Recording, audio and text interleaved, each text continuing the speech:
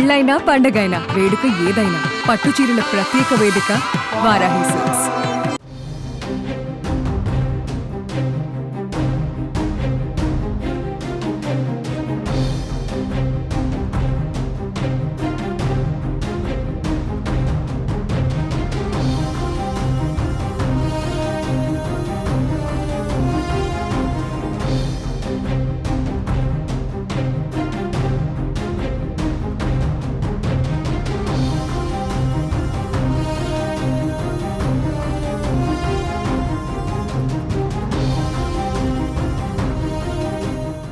విశాఖపట్నం మధురవాడ గర్భిణి అనూష హత్య కేసులో రోజుకొక కొత్త విషయం వెలుగులోకి వస్తుంది.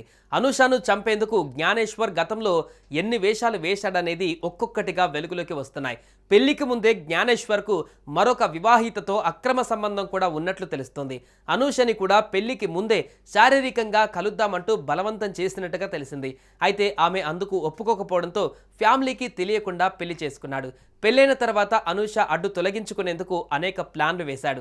చివరకు మూడో కంటికి తెలియకుండా రాత్రి వేళ హత్య చేశాడు. కానీ ఓ అనుమానం అతడిని పట్టించింది.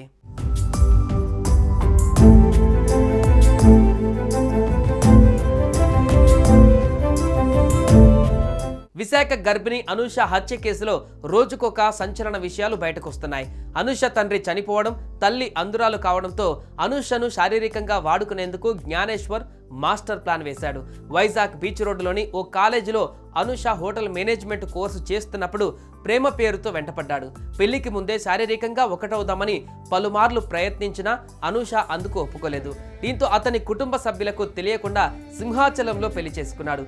ఈ పెళ్లికి అనూష కుటుంబ సభ్యులు హాజరయ్యారు. ఆ తర్వాత మధురవాడలో కాపురం పెట్టి తాను బెంగళూరులో ఉంటున్నానని తల్లిదండ్రులను నమ్మించాడు.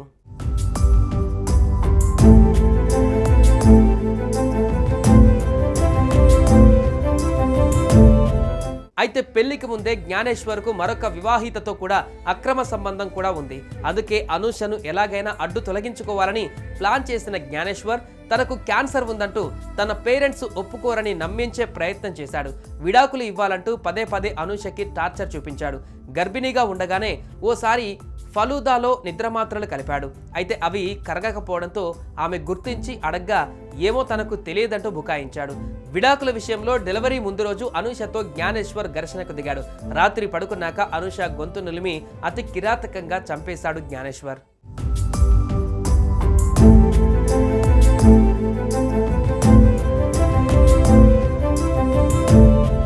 తన భార్య లేవడం లేదని అందరినీ కంగారు పెట్టి స్థానికుల సాయంతో ముందుగా ఓ ప్రైవేట్ ఆసుపత్రికి ఆమెను తీసుకువెళ్లాడు జ్ఞానేశ్వర్. అక్కడ ఆమె మృతి చెందిందని వైద్యులు నిర్ధారించిన సందర్భంలో మెడపై ఉన్న మచ్చను ఆమె స్నేహితురాలి తల్లి గుర్తించింది.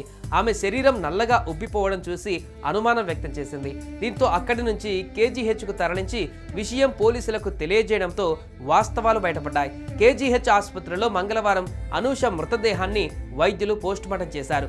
గర్భం నుంచి ఆడ మృత శిశువును డాక్టర్లు బయటకు తీశారు. అక్కడికి చేరుకున్న అనూష బంధువులు కన్నీరు మున్నీరుగా విలపించారు. ప్రత్యక్షంగా భార్యను, పరోక్షంగా తల్లి కడుపులో బిడ్డను హత్య చేసిన నిందితుడు జ్ఞానేశ్వర్ను కఠినంగా శిక్షించాలని అనూష కుటుంబ సభ్యులు, బంధువులు డిమాండ్ చేస్తున్నారు. పెళ్లి అనేది ప్రతి అమ్మాయికి చాలా పెద్ద విషయం. కానీ దానిని ఈ రోజులలో చాలా మంది చాలా చిన్నదిగా చూస్తున్నారు. ప్రేమ పెళ్లిళ్ళు చేసుకునే అమ్మాయిలు ఫ్యూచర్లో ఎదురయ్యే సమస్యలు, వచ్చే కష్టాలను ఆలోచించుకొని తప్పటడుగు వేయకుండా ముందడుగు వేస్తే మంచిదని అంటున్నారు.